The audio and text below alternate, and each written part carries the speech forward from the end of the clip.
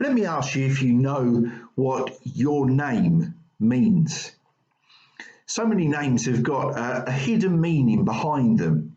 We tend not to use that same approach when we name our children today, but in Jesus' day, and certainly in the Bible's time, people's names were incredibly significant. For example, the name Aaron means to be exalted. The name Sarah means a princess. The name Amos, the book of Amos is in the Old Testament. Amos means to be carried by God. Hannah means grace. Ezekiel means the strength of God. Isaac means laughter. And the name Ruth simply means to be a friend. They are positive reminders to the individuals of their potential that they have. Somebody named them for a reason. For the blind man that we heard about in our reading today, the man who had been blind since birth, no name is mentioned. There are other miracles in the Bible where we're told the individuals' names. We're told that Jesus healed the man called Bartimaeus. We're told that Jesus healed, he brought back to life Jairus' daughter. We're told that Jesus called Lazarus out of his tomb. And in the book of Acts, we're told that there was a woman called Dorcas who was healed. For this individual man, this man who had been born blind, there is no meaningful name. Indeed, he was known as someone who was afflicted by God. The religious leaders summed up their thoughts. If you go on to read a bit more than we read this morning, in verse 34 of chapter 9 of John's Gospel, the religious leaders are not satisfied with this blind man's answers, and they simply refer to him as they say, "You were born a sinner." They didn't know his name, but they wanted him to know that in their eyes, he was born a sinner. So often, religious leaders, rather than seeing the person as someone to be valued, they simply saw them as a topic for discussion, for debate, for questioning. The same was true for the woman who was caught in the act of adultery. We're not given her name, they just labelled her to be an adulterer. The 10 lepers who were healed by Jesus, we're given no name, simply that they were labelled lepers, unclean lepers. The woman who came to anoint Jesus' feet, there's no name for her in one account, simply that she was a prostitute. There are so many who had no name, but they carried a label.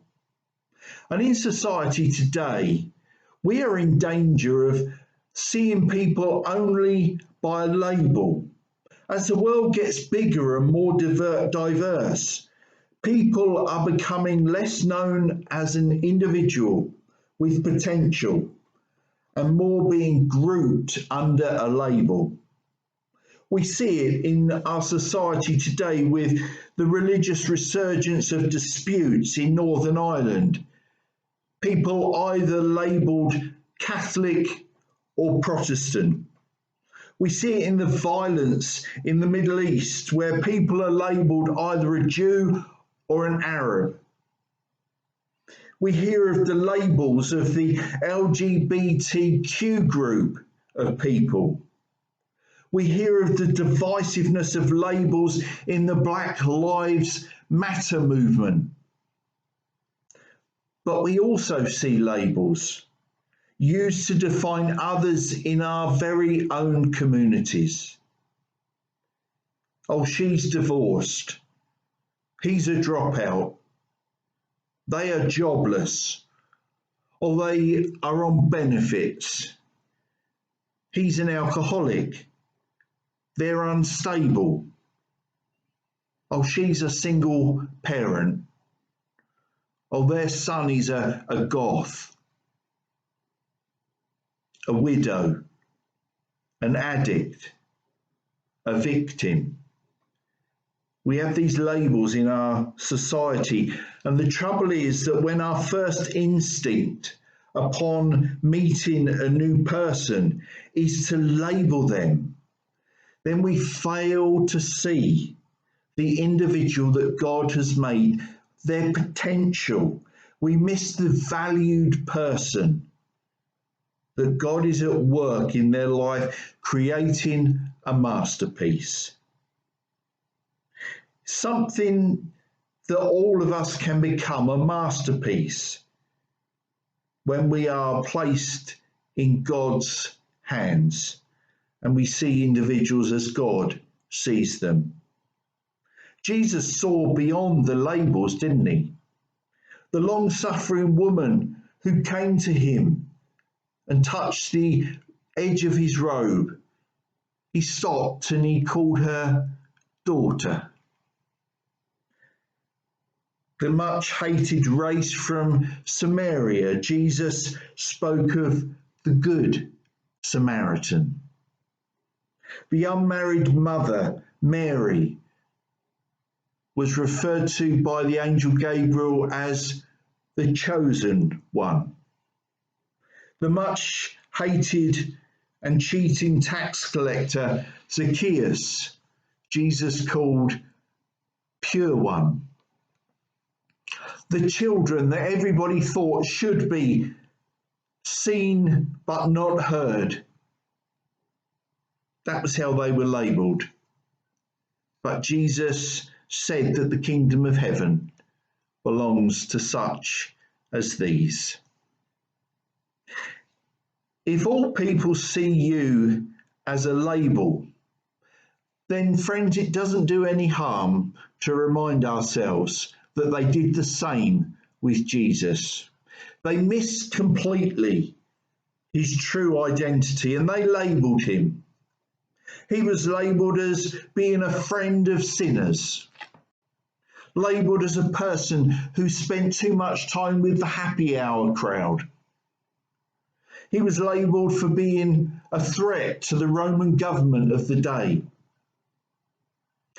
He was labelled for being a worker of the devil, and ultimately a label of mockery when he was on the cross and the label said Jesus, King of the Jews. The question that people had about this man in this reading was simply, why was he blind? Was it because his parents had sinned, or was it because he had sinned?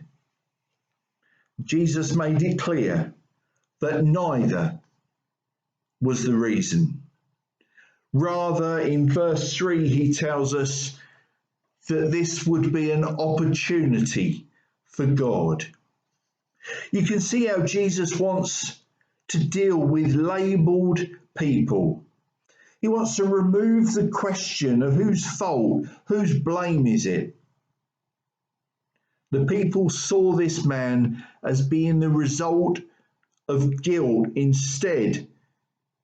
but instead Jesus gently enables the man to hear, perhaps for the first time in his life, that God didn't judge him, but valued him. Part of the reason that many people don't get involved in a church is because they feel they're going to be judged.